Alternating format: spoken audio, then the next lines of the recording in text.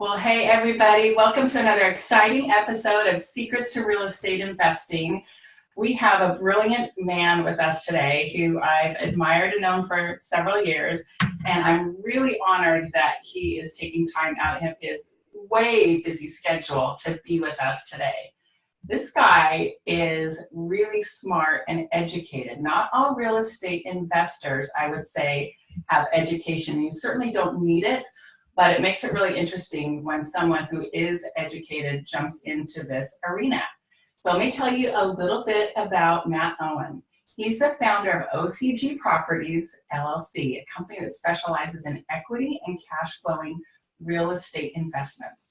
He graduated from UC Santa Barbara with a bachelor's degree in economics with an emphasis in accounting, and he earned his CPA license also.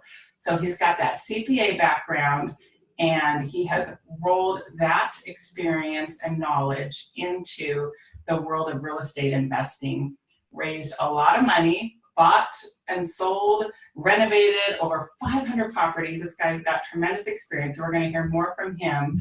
And with that, welcome to the show, Matt. Thanks, Holly. I appreciate it. I see you have your hard hat in the background. That's great. Yep, it's sitting there on the desk. Well, give our listeners a little bit more insight to your kind of life story and how you ended up where you are and what you're doing. Tell us all about it. No problem. And thank you very much for the intro. I appreciate it. I actually was working at different CPA firms doing tax and audit, mostly for larger real estate clients, and wanting to bang my head against the computer going, I can't do tax and audit for the rest of my life. This is crazy. So I took some real estate courses, and I paid about 16 grand for these courses and thought that I knew everything about real estate all of a sudden, and quit my job in 2006 when I got my first deal under contract. So I was going to make 30 grand on a flip, which I ended up making like 15 on it, which was great. But, you know, I'm looking at it going, hey, I get 3 of those a year, 4 of those a year, and I'm at my salary, I'm good to go.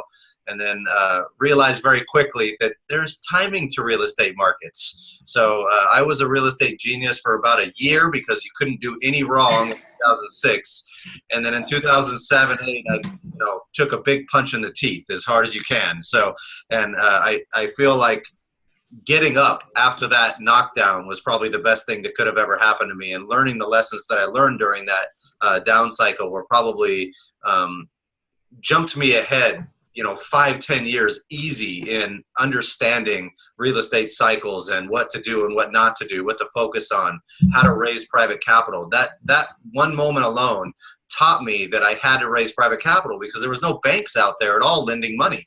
And so that's when I really started scrounging and developing relationships and going to a ton of networking events. I was going to 4 a week, every single week, and just probably meeting 2, 3, 4 new investors that I could do business with at any one time. And I really feel that networking and that relationship building that I had to do was what compounded my growth experience much further ahead, because as you know, Holly, this business is all relationships and being able to work with different people that have different skill sets, and whether it's a contractor or a CPA or an attorney or someone with private capital or someone that already has properties. I mean, there's a million different team members that are extremely important to have strong team members in each one of those categories. And so I actually went through and started investing full-time immediately, which I threw myself to the wolves and didn't look back. I kept looking back at my CPA license every time I took a financial hit along the way. But at the same time, that was realizing now that was just doubting myself and realizing that if you push forward and never stop and don't look back and don't have anything to fall back on, that's really where you become extremely successful, is pushing forward in those types of instances and not giving yourself something to fall back on, because then you can't quit. Then you have to keep going. I'm sure you took hits. I've taken hits. If you haven't taken a hit in real estate in one way, shape, or form, then either you're lying or you're not experienced enough at some point, right? So right. Lost money in one way, shape, or form.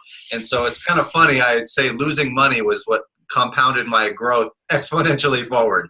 So and so now what I do is we flipped, actually it's probably now over 600 houses instead of 5. And we're doing about 10 houses a month right now.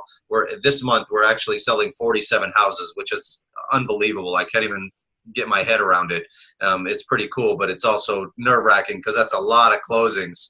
And we just, the transaction coordinators are slammed right now. So, when now we go through and we primarily invest in Memphis, Tennessee, and Atlanta, Georgia, but for the most part in Memphis. I live in Southern California and invest where it makes sense, not necessarily where I live. Now, I don't flip here in California. I flip out of state. I like the safety of that because if the market tanks, I'm actually in a very good position because my debt payments are covered by my rental income in that market. So, and I'm not bleeding, which, in California, you have to have better margins on those flips in order to want to do those deals given the downturn that could occur, right? So, but at the same time, so I'm doing about 5 to 10 of those a month on average right now, around 10. And then we also buy a lot of value add multifamilies. We invest in promissory notes. We do seller financing to international clients in Japan and China, as well as to self-directed retirement accounts. We also invest in outside syndications, self-storage, mobile home parks, other multifamilies. But I put smaller amounts of money aside and passively in those other opportunities to make money because there's only so much activity you can actually do and take on yourself unless you can just hire and hire and hire and get more and more overhead, which is always scary, of course. So, but that's kind of me in a nutshell. My brother is my partner. He's my property acquisition manager. Really, really smart guy. I'll never tell him this in person, of course. And then I have my brother-in-law that works for me. He's a finance major as well. Everybody that works for me is either finance or an accounting major. It's pretty interesting. So, and then I have teams on the ground in Memphis that are basically working for me full-time on the management. We own a management company, a real estate brokerage, and a renovation company on the ground there. So it makes it a little easier when you have proper team members in place that know what they're doing, and you just get the quality control documents to review. So it helps a lot. Yeah. And do you like not being in the same areas where it is because then you're not tempted to be as hands-on? Is that helpful, or do you wish you were there more? Actually, it's extremely helpful because I can't be there at the houses. So it has forced me to put the system in place to be able to go through and have proper quality control structures in place. And I learned that over time from losing money out of not having proper quality control in place. And so now every single house we get a room by room, item by item, materials and labor and tax all broken down in detail for our rehab bids. We get side by side pictures of every item in this inspection report being done. We get a disclosure checklist as to the age of all the systems in the property. I mean, it's pretty interesting when you're going, okay, I can't be there. I have to find a way to make sure that these things are done correctly. And I honestly have some great team members that are just absolutely phenomenal that help with this stuff, that work for me on this and do a great job, organizing and keeping everything straight. So, and cutting those costs down, of course. I love it, man. Now I'm wishing I was focusing the show on that because that's really good stuff. But today, I really want to focus our attention on entities. Okay. I know you're really smart about that. I'm going to have you back for a whole other show on that other stuff because that's awesome. So many of our listeners are new and starting out. They're not to the point where they've done 600 properties like you, and they're not quite in need of the team building. They're at square one. I was just talking to two new investors in the last couple of weeks. And one lady had set up an entity and she's all excited because she bought a course online, how to be a wholesaler, spent $5,000 and they told her, okay, set up your LLC. And she did it. And setting up an LLC in California it's one of the more expensive states, and then maintaining it year to year is expensive, in my opinion, compared to other states.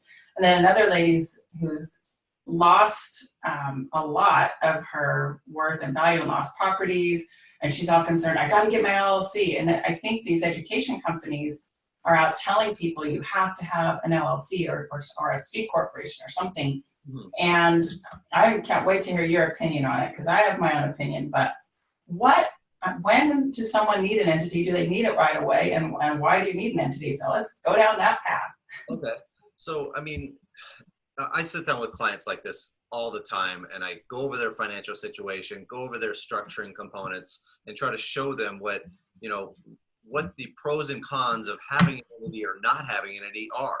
And unfortunately, you're right. There's a ton of false information out there. A lot of these education companies push LLCs because they have attorneys where they get, even kickbacks or, marketing fees and things like that. I mean, these attorneys want to set up the LLC. They want to get paid for the operating agreement for them to write it for you, which is a whole nother thing. You don't necessarily even need someone to write an operating agreement if it's just you. When there's a partner involved, then maybe you need that, absolutely, when you're dealing with, having an attorney come in. But it really comes down to a number of factors. And first and foremost, you have the tax implications, and then you have the legal implications.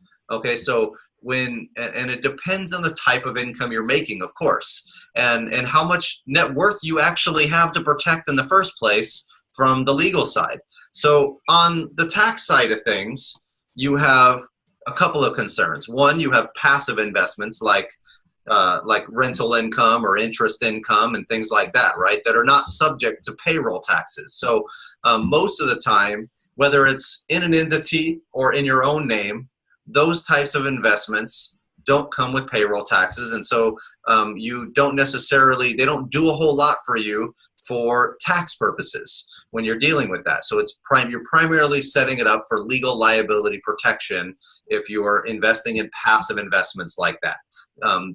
So it becomes, a lot of people say, go set up the entity, but what if you just have interest income? There's not really a whole lot of liability from the legal side associated with interest income in itself.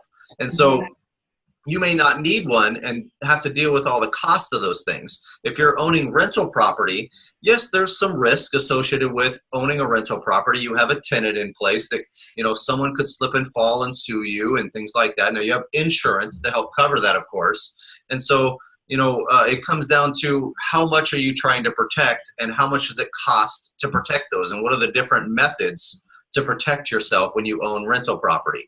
And so, when on the income tax side, it's all a flow through to your personal return. There's no payroll taxes. And so you're getting taxed the same, whether it's an entity in an entity or out of an entity.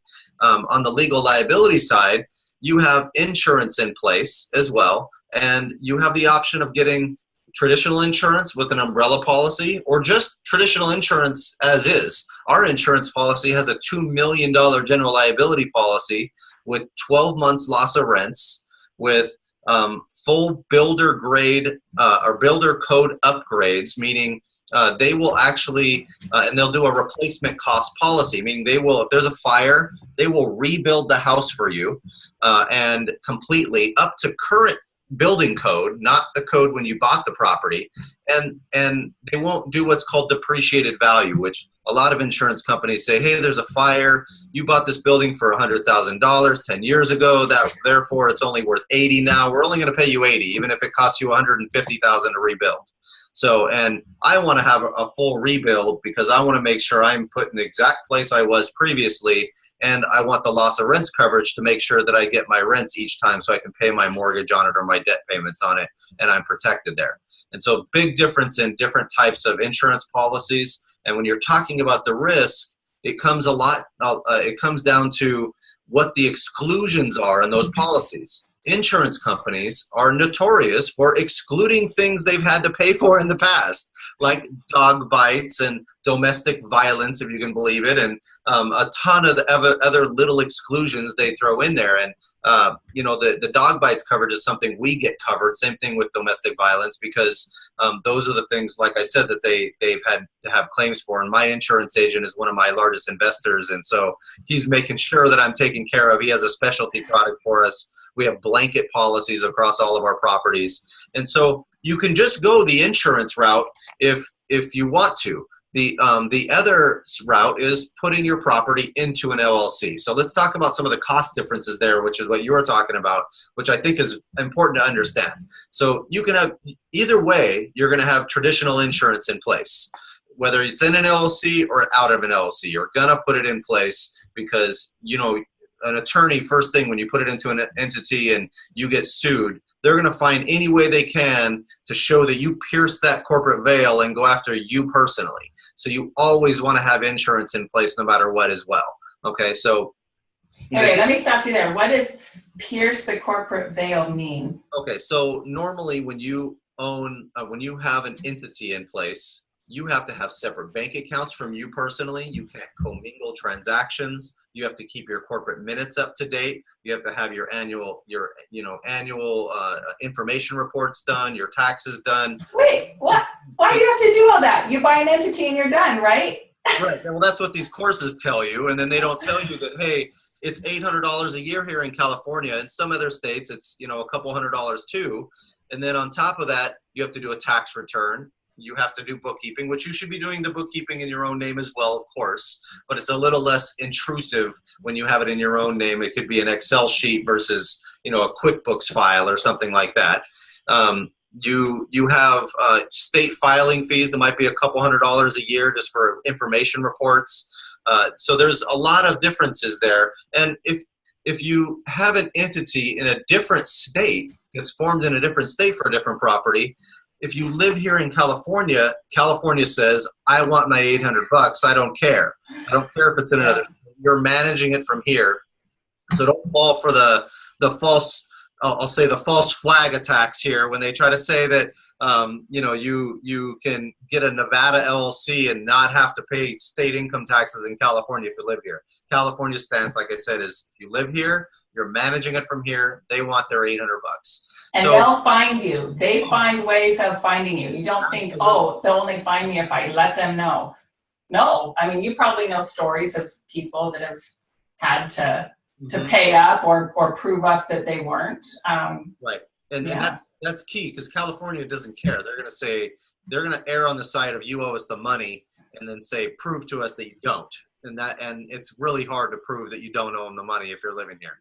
So you can't be managing that entity at all. So which is going to be difficult. There's actually case law on it and things like that. So so you're weighing all these costs of the LLC versus, you know, your umbrella policy in addition if you had it in your own name or something along those lines. And so that umbrella policy may be a couple $100s a year, especially if you have a $2 million general liability limit on your current insurance policy that's in place on the property.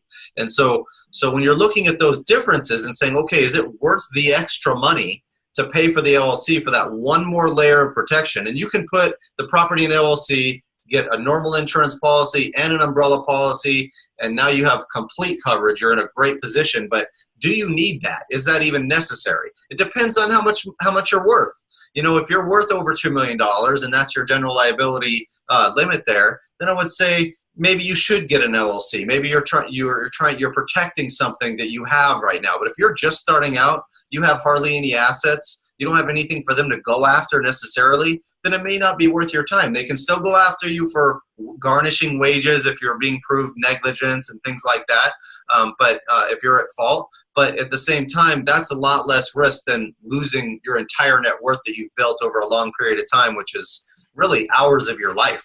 So, and so you want to look at those pros and cons there.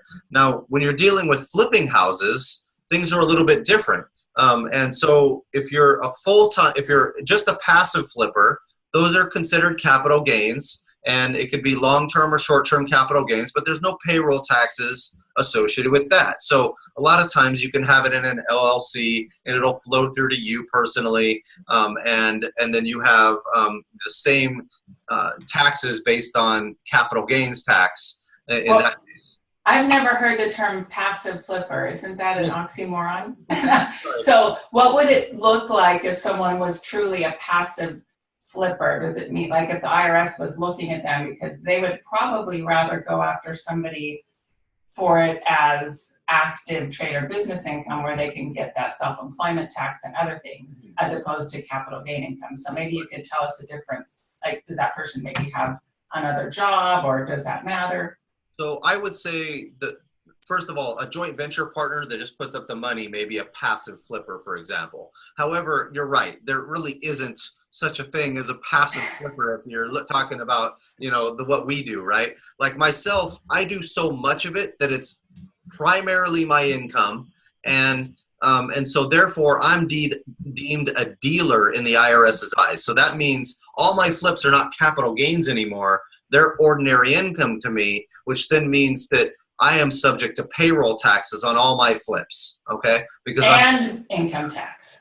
Right, and Oh, and the income two tax. things. Right. Yeah. Exactly. And so I set it up in an S corporation because I want to stop some of my payroll taxes. So if I did all my flips in my own name, say I netted, $1 million at the end of the year, I would have to pay $150,000 in just payroll taxes. That's 15% right off the top if it was all in my own name, or in an LLC type structure, which flows through to you personally as well, because it's active ordinary income when you are a dealer. Okay, so if you are not a dealer and you're only doing, call it 2 to 4 flips a year, there's different rules. It depends on how much of that is your actual total income. Do you have an outside job? There's a lot of factors that kind of go into determining if you're a dealer or not.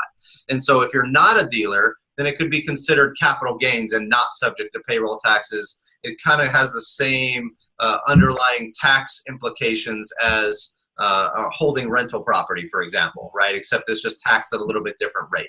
Okay, so, but if you're a dealer, you want to put it into an S corporation because once you're netting a little, maybe call it around $40,000 a year or more, because you can cut some of those payroll taxes. So if I netted $1 million and I went through and paid myself a salary of, $100,000, then I'm only paying payroll taxes, which is 15% of my $100,000.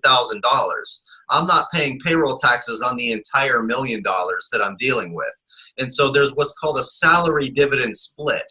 And so that salary portion is what you have to pay your payroll taxes on. And that dividend portion is you don't have to pay payroll taxes on. It just flows through to your personal tax return as ordinary income, which you get taxed as federal and state, just like normal. And so sometimes it's beneficial to be in a no income tax state if you can. California is not one of them, of course.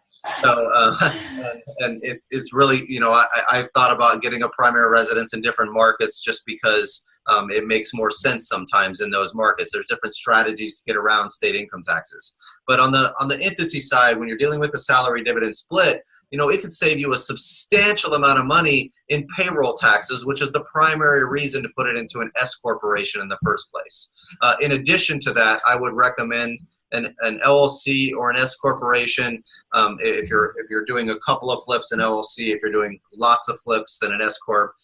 If you're flipping in the first place versus having it in your own name, because there's a lot more liability associated with flipping houses because you have construction risk and people could get hurt on that aspect of things. You have people driving to and from your properties consistently. I mean, there's a lot of little things that add up that could really bite you afterwards, that I think it's important to put it in. There's disclosure issues that, if you fix a house and there's a problem with it afterwards and all of a sudden there's termites that ate away half the house and you didn't know about it or disclose it to your buyer, then, you could have issues like that where you could get sued for it. And so there's a lot more liability issues, and it's important to have insurance on your flips as well.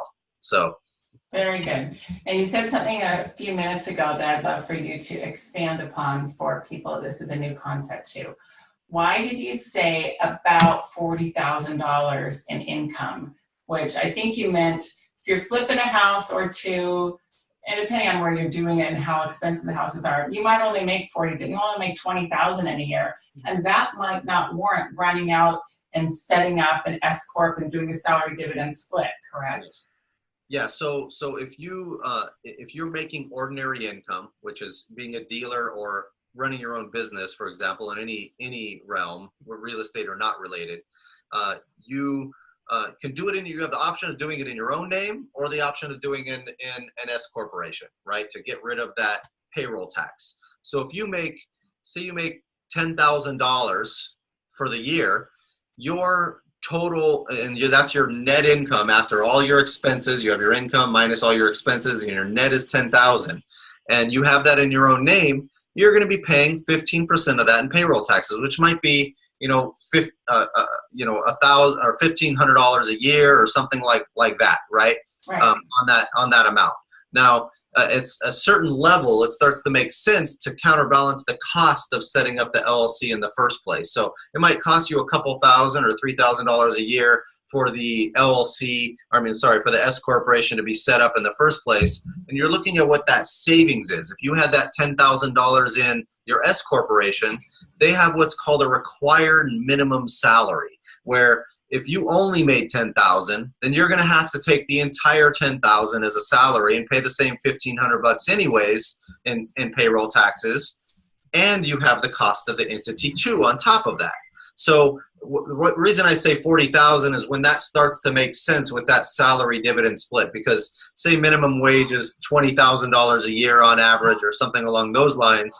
You can pay yourself $20,000. Say you make $40,000 a year in your S corporation. 20,000 would be your required minimum salary, and then the other 20,000 would be not subject to payroll taxes. So really, you just saved $3,000 in that case, which is 15% of your $20,000 dividend by having it in an S corporation versus not.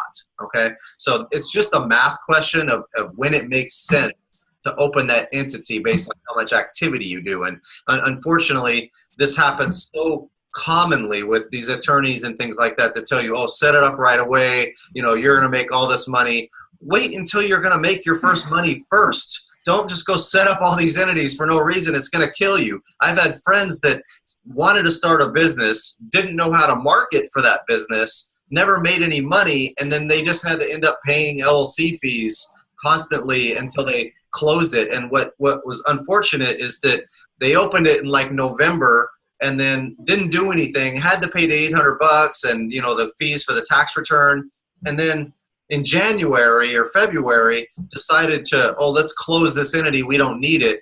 They had to pay the $800 for both years, as well, and do the tax return for both years. So it can really be detrimental to new people that are starting off that aren't making that money yet. They should make the money first and then say, okay, what entity should I be putting this into? Unless they're in a really high risk business or industry that comes with a lot of liability and things like that. So, make sense? Yeah, a lot of liability, and that they have assets. If you have nothing, I meet people that are starting out, they don't own a home, they don't even really own their car, their car is financed and maybe they're renting. If you have no assets, you don't have to worry about someone suing you, because a lawyer would look at you and be like, they don't have any money to get. Maybe they have a job making 50 grand a year or 80 grand a year.